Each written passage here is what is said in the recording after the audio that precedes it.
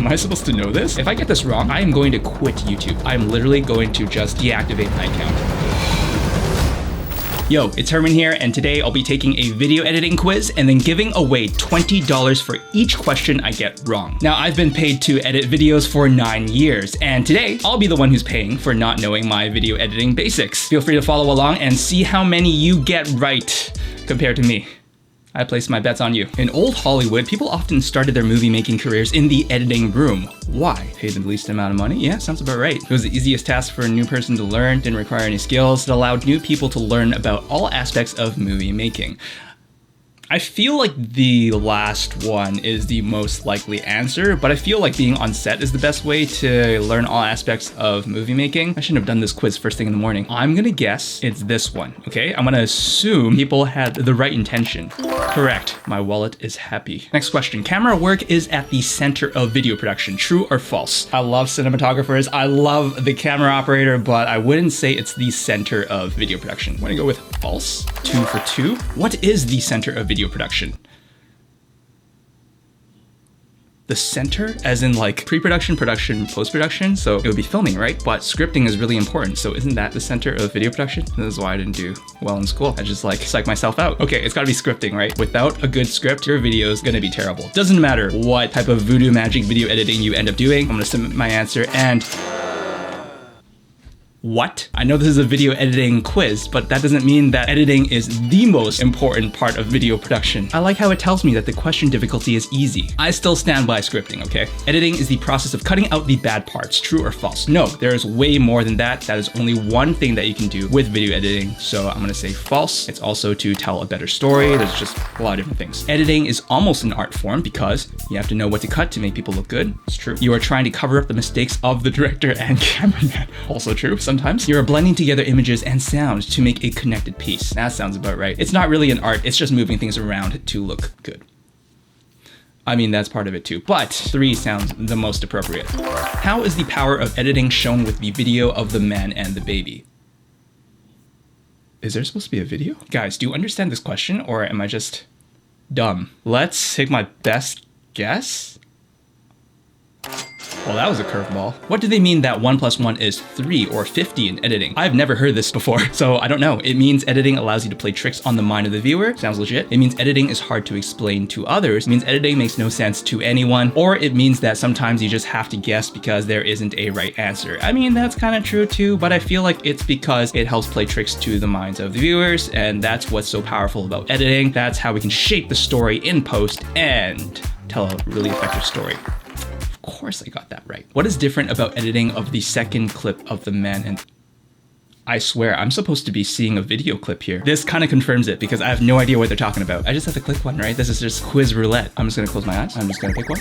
And this is the one I landed on. Okay, the emotions of the man changed. Of course, that's what it is. Nope, it's A and C.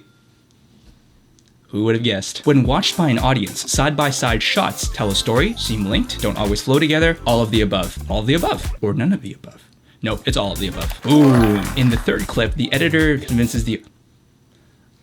I am not going to count all the ones that have to do with clips because I don't see any that I can watch. It's not fair, right? All right, next question. It is fine to edit together a variety of shots. True, sure, as long as it's close to the original event. Editing is an art form. Everyone knows it's not what really happened. False, you're making people believe what isn't true. True, it is a work of fiction, but it wouldn't be okay with a news broadcast. False, you should just edit out the bad parts only. I mean, it depends on the context, right? So I guess the third one makes the most sense because it's true that it wouldn't be good in a news broadcast because then you are shaping the story in a way that is not the way that you experienced it in real life. And that's just fake news. We're going with C. Excuse me. There were multiple correct answers and I lose 3 points. What the? A group of shots filmed at different times but edited together is called a montage? I think it's montage. Submit my answer and sequence.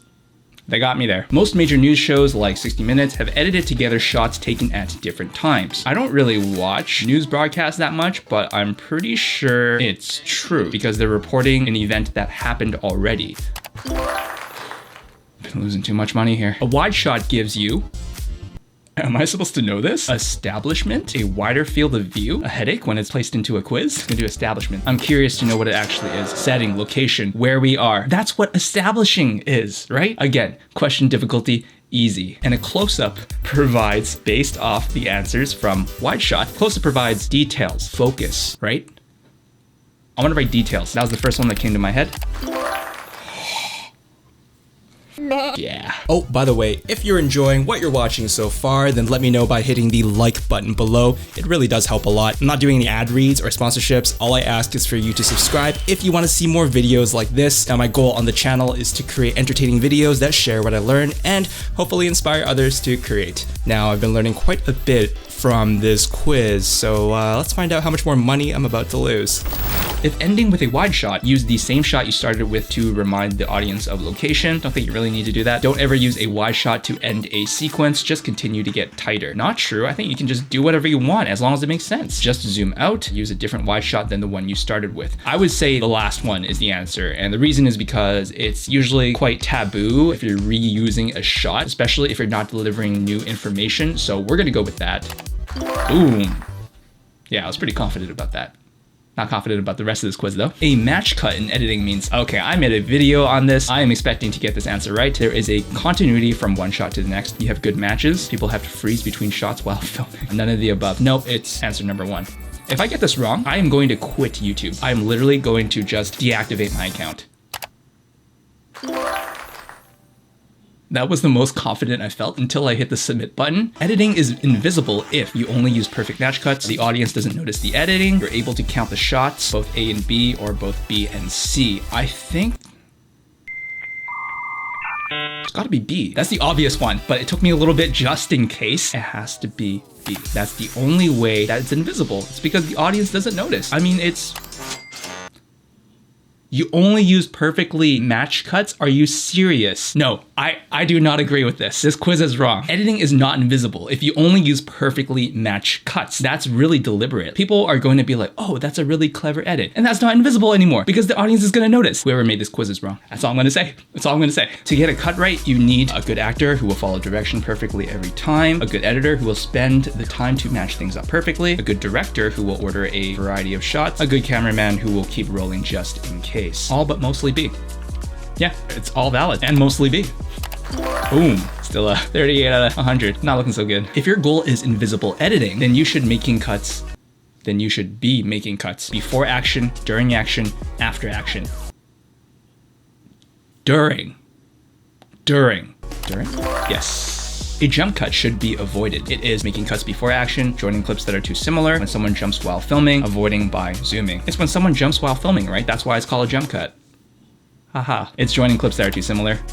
Hell yeah. You can cover a jump shot with a different angle of the shot, a different shot altogether. You can't cover it. It's both A and B. I don't have to read the rest. I mean, there was one more to read, but boom. You should always film things coming and going from the same direction during one sequence, all left to right or all right to left. This is called the 180-degree rule. No, that is not right. The 180-degree rule is where your camera should be placed when you're doing the coverage of two talking people or two subjects, so it doesn't seem like all of a sudden they teleport to different parts. It's just a way of establishing and anchoring the scene. It has nothing to do with the movement of things going left to right or the same direction. If it is not false, I'm going to question my entire existence. Oh. I mean, that's true. I just never thought of it as a moving thing. What are opposing forces in editing? Two groups fighting over editing a scene, having things move from two different camera directions to create tension, Indians coming from the right, cowboys coming from the left. 180-degree rule. Opposing forces in editing? I've never heard this term before. I mean, opposing forces I'd imagine is like, antagonizing force and the protagonist, they're just duking it out. So maybe it's actually the third one, but it has to do with editing. Okay, having things move from two different directions to create tension. That doesn't make sense. Honestly, like two groups fighting over editing a scene sounds about right, but that's why you have an editor and an assistant editor that knows their place. So I'm gonna stick with my answer. I learn something new every day. Allowing the actors or object to leave and re-enter the frame can solve issues related to screen direction. So if something leaves out of frame and then comes back in, I think it's false. I don't think it's right. You're fucking kidding me. What does it mean to marry picture and sound? Add narration or music to complement action. Add sounds that explain the action, like sound effects. It means the film editor and the sound editor fight like a married couple. Or it means narrating the video. I think it should be the second one because you're using sound to enhance the visuals. I'm already feeling hungry from the food that I can't afford this month. Bad editing can ruin a good movie. True or false? Easy. Good editing can save a bad movie. True or false? Maybe? Because in some instances, it is so bad that you are just polishing turd. Boom. 55 out of 100. Pretty much my average in high school. I get a little certificate. Not hanging this one on the wall. Well, there we have it. Let me know in the comments. Oh my god, it is so terrible. But let me know in the comments how many more questions you got right compared to me, since I got 11 questions wrong. If we times that by 20, that's 220. Right? Not all Asians are good at math. Now, the Terry Fox Foundation is who I'll be giving the money to because it's a local charity that raises funds for cancer research. I've had close people in my life affected by cancer, and my elementary school also participated in their fundraising, so here I am, decades later, needing punishment as a motivating factor to donate. Subscribe to the channel if you want to see more like this. My socials are also below, and until the next time, have fun creating.